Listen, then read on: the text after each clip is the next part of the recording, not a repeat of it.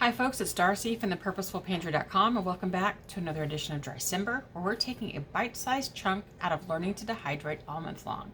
And today we're going to talk a little bit about getting your trays ready to dehydrate, how to load your food, how to take care of food that mixes, that is bounding, and how to make sure that your trays are done appropriately to get the best, most efficient drying time that you can. This is going to be a really short video today. Thanks for joining along.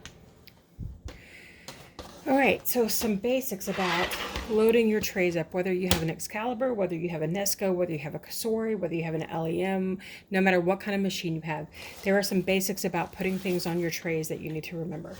All right, when I'm going to actually take some of the projects this week that we've been working on for the apples, and I'm going to line my tray on the bottom and then put my mesh on top. It doesn't matter for this particular thing that I'm doing. This way, I can prep everything right on the trays. I don't have to prep them on a separate surface. But what I'm going to do is I'm going to take my apple slices and I'm going to go ahead and lay them out on my tray.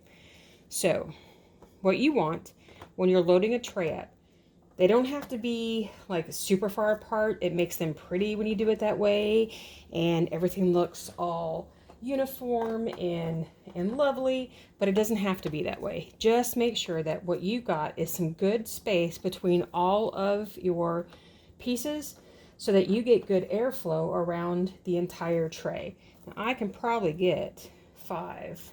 Yep, I can get 5 on here at one time. So I'm going to do that because I still have a good gap between all of my pieces. And you can see they are not perfectly uniform. I did some with a knife. I did some with my mandolin. These are a little on the overripe side, so they kind of fell apart a little bit. But that's okay because we don't care. They're going to still make great snacks, and everybody's going to love them. It does not matter that they're perfect. And in fact, with me, nothing ever is. So, all right, so here's what I've got. So what I have is a tray that I make sure that everything has good airflow around it. Having a sheet underneath it is not going to affect the airflow in my machine because it comes across the things, not all the way, not necessarily through them. I still have a little air gap here. I put the liner on the bottom here because I'm about to use some cinnamon, so it just helps collect it and make less mess. But even if you're using a vertical machine where the airflow goes down and you still have a liner on there, it's still made to have that kind of circulation through your machine. And it may take just a little bit longer, but use the liners if you need to. So I'm going to then just quickly do a little dusting of cinnamon on about half of these.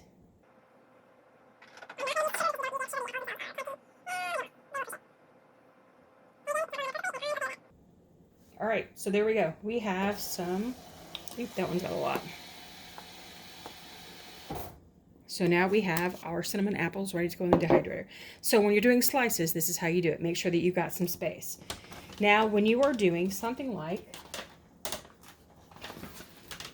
most things when they dry, they're going to shrink. Not everything does. Marshmallows are one of those things that confound people because they expect them to shrink and they don't. But most things are going to shrink. So I know that when I'm doing my apple dices, because I like them so small, that if I were to use, well, of course you can't do an Excalibur this way, but the Nescos have smaller gaps. If I were to try to put everything on there, it would just fall through. So in this case, I would normally just use my mesh. But today, because I'm showing you this, I'm going to go ahead and use a liner too. With this, I would just use my mesh. I'm fine with it. But if I use a liner, what I want to do is make sure that I get a good selection on there. And I want to spread these out so that, oh, I got a slice in there. I didn't mean to. I'm going to spread all this out so that nothing is touching. Now, you can't be perfect. You're going to have some things that touch because they're just impossible. But you want as much air going between all the surfaces as possible, because what can happen is like this piece right here. If it were to stay this way, when it dries, you might still have an issue of it not being dry between those slices because it doesn't get in there to dry. It will take longer. You want as much air gap in here as you can possibly get. Normally, when you dice things, you want them all about the same size because that way it dries more efficiently. You know that things are dry. But because I was showing how to do things with a knife and the chopper that I was using, I got some different sizes here, and I'm okay because I don't care that it's not going to over dry. I'm going to try that again.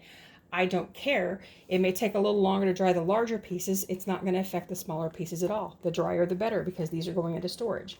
So I'm going to take a few of these out to put on a second tray, and I'm just going to spread them out better. Now, you can't always make sure these aren't touching. It's impossible unless you want to become the person who sits and places every individual piece along your tray.